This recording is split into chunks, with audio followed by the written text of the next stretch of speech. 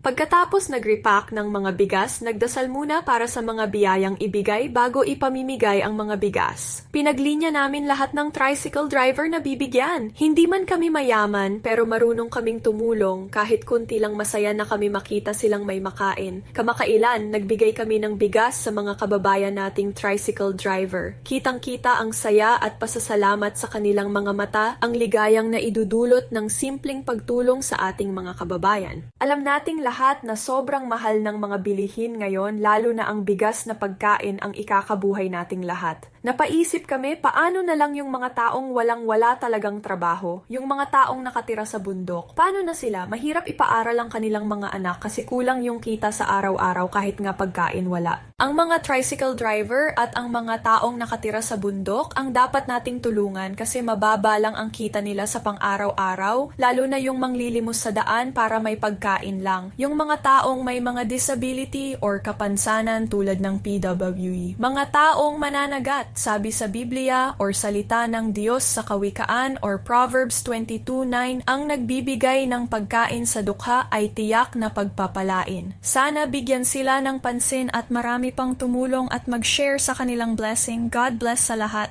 Follow and share.